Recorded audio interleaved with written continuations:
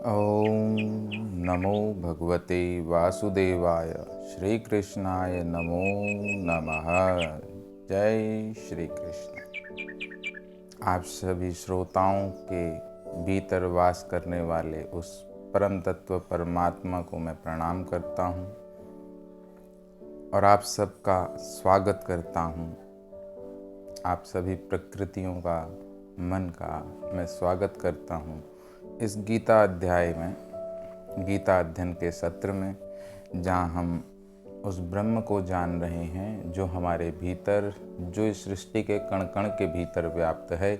उस ब्रह्म का हम ज्ञान ले रहे हैं जो हमें इससे पहले कई रूपों में, कई प्रकृतियों में ब्रह्म दे चुके हैं। जैसे कृष्ण के रूप में, राम के रूप में, बहुतों के रूप में वो हमें दे चुके हैं, जिन्हें भी हम सिद्ध पुरुष या भगवान कहते हैं। उनके रूप में वो हमें ब्रह्म ही हमें वो ज्ञान देते आए हैं। हमने उस ज्ञान को किस सापेक्ष में लिया, इसमें गलती हमारी भी नहीं थी। हमारा मन जिस स्थिति में रहता है, हम उसी स्थिति में, वैसे ही उसी स्थिति में उसको ले पाते हैं। मान लीजिए आप दिन में खड़े हैं, आपने एक काला चश्मा पहना है, तो आपको बाहर सभी लोग उसी को देखने का नज़रिया बदल जाएगा। आप बिना चश्मे के हैं तो वो दृश्य फिर बदल जाएंगे। आपने नीला चश्मा, रंग बिरंगा चश्मा पहन लिया तो वो दृश्य फिर बदल जाएंगे। उसी प्रकार जब हम गीता या किसी भी ग्रंथ या किसी भी ज्ञान को सुनने या लेने जाते हैं, तो हम जिस नज़रिए से उसे देखते हैं, जो हमारा मन की स्थिति होती है, हम उसको उसी सापेक्ष में ले पाते हैं। किंतु हम जिस सापेक्ष में ले पाते हैं, हम उसको उस सापेक्ष में भी अपने जीवन में उतारते नहीं हैं। और जब तक हम उतारेंगे नहीं, तब तक उसको समझ पाना, उस ब्रह्म को समझ पाना, उसमें स्थित हो पाना असंभव है। क्योंकि विदाउट प्रैक्टिकल कोई भी खोज नहीं हो सकती। खाली थ्योरी में कोई खोज नहीं होती। तो हम उसी प्रैक्टिकल और उसी थ्योरी को समझने के लिए ये गीता अध्ययन कर रहे हैं। आप लोगों के नित्य सवाल भी आ रहे हैं, उन सवालों को भी मैं आगे आने वाले सत्रों में लूँगा। आज हम प्रवेश करेंगे 21वें श्लोक में, चौथे अध्याय के 21वें श्लोक में। उससे पहले थोड़ा सा सूक्ष्म दृष्टि डाल लेते हैं हम 20वें श्लोक में, जिससे हमें इस 21वें श्लोक को समझने में मदद मिलेगी। तो 20वें में वो कहते हैं, त्यक्त्वा कर्म फलम आसंगम नित्य तृप्त निराश्रय कर्मणि अभिप्रवृत अपि न एव किंचित करोति सः। यानी अपने कर्मों की, मतलब आप जो भी कर रहे हैं, यहाँ पे ब्रह्म आपसे कह रहे हैं, यहाँ पे आपके भीतर का वो परमात्मा, यहाँ पे वो कृष्ण के भीतर जो परमात्मा है, वो परमात्मा उस दिव्य प्रकृति, कृष्ण की दिव्य प्रकृति से के मुख से वो ब्रह्म यानी परमात्मा कह रहा है, उस अशांत प्रकृति यानी मन अर्जुन को बता रहा है कि तुम जो भी कर, अर्जुन, हे संसार के प्राणियों, वहाँ पे ब्रह्म कह रहे हैं कि तुम जो भी करो, जो भी कर्म करते हो, उसमें कोई आसक्ति ना रखो। आसक्ति का त्याग कर दो कि कोई कर्म करो। वो कर्म करने से मना नहीं कर रहे हैं, वो नौकरी करने से मना नहीं कर रहे, वो शादी करने से मना नहीं कर रहे, वो परिवार करने से मना नहीं कर रहे। वो कह रहे हैं जो भी करो उससे आसक्ति हटा दो। आप बच्चे पैदा कर रहे हैं तो उनसे आसक्ति हटा दें कि ये कल को हमारा सहारा बनेंगे। हम आप का कौन सहारा बन सकता है? आप स्वयं ही हैं, वो भी आप ही का रूप है। तो आसक्ति हटा दें। नौकरी कर रहे हैं तो उससे ये ना देखें कि आपको क्या मिलेगा, उसमें आप ये देखें कि वो जो काम है वो मेरी पसंद है, मैं उसे कर रहा हूँ। बस उससे इनपुट आउट, जब आप कुछ कर रहे हैं तो उससे आने वाला परिणाम उस परमात्मा के हाथ में है। पूरी गीता में कृष्ण यही बता रहे हैं कि अर्जुन, चाहे वो अर्जुन को कह रहे हैं या अर्जुन के माध्यम से अगर हम अपने आज 5000 साल बाद अपने सापेक्ष अपनी जीवन में लेते हैं, तो वो हमसे भी कह रहे हैं कि हम अपने कर्म को करें, उसमें आसक्ति ना रखें। और जैसे ही हम आसक्ति का त्याग कर देंगे, उस कर्म से कामना को हटा देंगे, तो आप एक देखिएगा, एक संतुष्टि, एक स्वतंत्रता आपके भीतर आ जाएगी। ना आपको खोने का डर होगा, ना कुछ पाने की लालसा होगी, बस आपको करने का एक जुनून होगा। वो जुनून आपके भीतर एक संतुष्टि और एक स्वतंत्रता लाएगा। फिर ऐसे में आपको हरा पाना भी असंभव है। ऐसे में आपको हराना भी असंभव है। तो यहाँ पे कृष्ण यही कह रहे हैं कि अपने कर्मों में से हम आसक्ति और इच्छा का त्याग करें। त्याग करने से होगा क्या? आपको संतुष्टि मिलेगी, स्वतंत्रता मिलेगी। और जब आप संतुष्ट और स्वतंत्र हो जाएंगे, कोई इच्छा ना होने की वजह से आपको दुख और सुख हट जाते हैं, तो इस प्रकार के व्यक्ति को ही स्थित प्रज्ञ कहते हैं।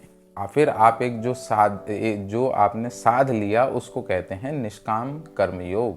मतलब अपने कर्म में कोई कामना नहीं रखी, बस कर रहे हैं क्योंकि आप ब्रह्म हैं। प्रकृति प्रदत्त जो भी परिस्थिति आई, आप उसके लिए आगे निवारण कर रहे हैं। ये नहीं परेशान है कि हाय ये क्या हो गया, ये परेशान नहीं है, बल्कि आप उस कर्म को कर रहे हैं। और ऐसा व्यक्ति जो इसमें स्थित हो चुका है, जिसने अपने कर्मों से कामना हटा दी है, वह सभी प्रकार के कार्यों में व्यस्त रहकर भी कोई भी कामना नहीं करता। वो कह रहे हैं ऐसा मनुष्य हर कार्य को करता तो है, जो भी कार्य उसके समक्ष आएगा वो उसे करेगा, लेकिन उसमें से उसे कोई कामना नहीं है, कोई इच्छा नहीं है। तो ये थोड़ा बहुत समझ पाए होंगे आप बारीकी से। तो आइए अब 21वें श्लोक में हम प्रवेश करते हैं।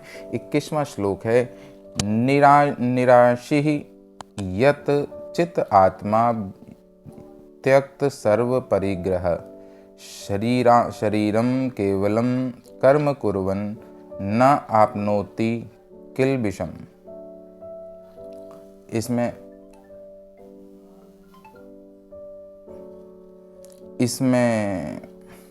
कृष्ण कह रहे हैं कि ऐसा ज्ञानी पुरुष पूर्ण रूप से संयमित मन बुद्धि से कार्य करता है, अपनी संपत्ति के सारे स्वामित्व को त्याग देता है और केवल शरीर निर्वहन के लिए कर्म करता है। इस तरह कार्य करता हुआ वह पाप रूपी फलों से प्रभावित नहीं होता।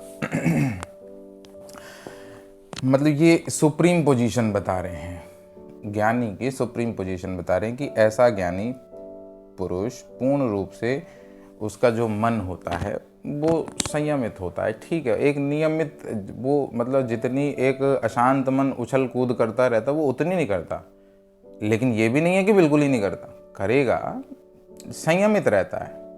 और बुद्धि तथा अब मन तो संयमित है, फिर भी ऊंच नीच करेगा वो, लेकिन बुद्धि उसको जो नीच है उसको बिठाएगी, जो ऊंच है उसको भी बिठाएगी। वो बीच के समान कार्य करेगी जब आप उस स्थिति में पहुंचते हैं। और अपनी किसी भी, आपका उसके बाद किसी चीज़ पे आप मालिकाना हक नहीं जताएंगे कि ये मेरा है, ये बच्चा मेरा है, ये काम मेरा है, ये घर मेरा है, ये सब चीज़ें मेरी हैं। ये मैं ही हट जाएगा।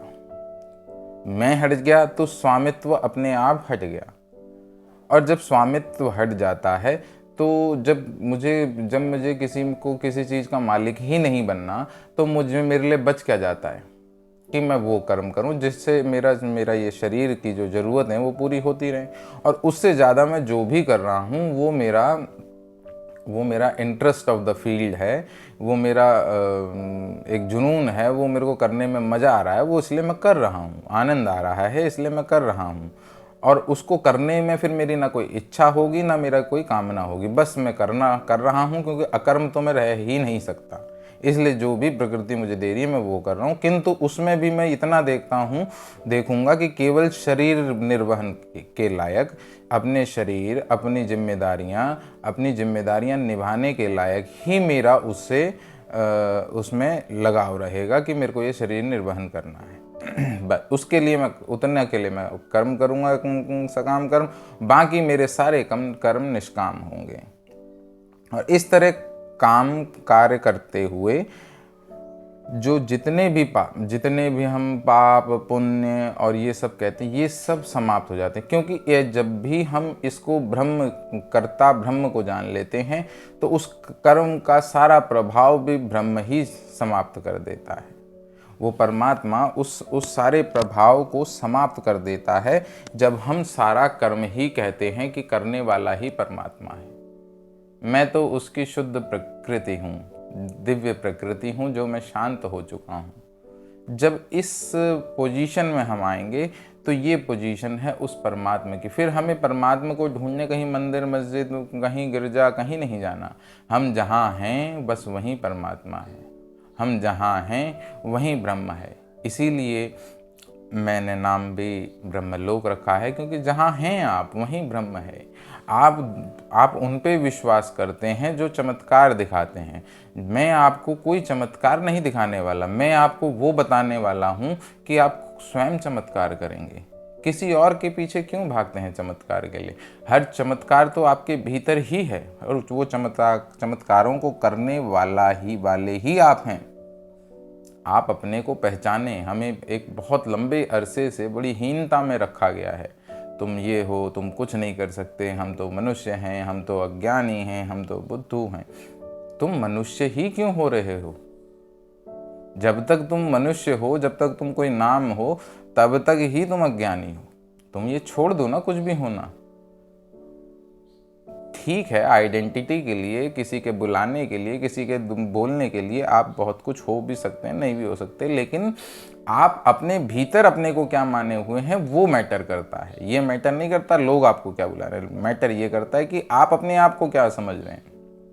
वहीं सारी गड़बड़ है। यहाँ पे कृष्ण रूप में वो परमात्मा अर्जुन को यही बता रहे हैं कि तू अपने आप को अर्जुन समझ रहा है और इन सामने वालों को अपना रिश्तेदार समझ रहा है।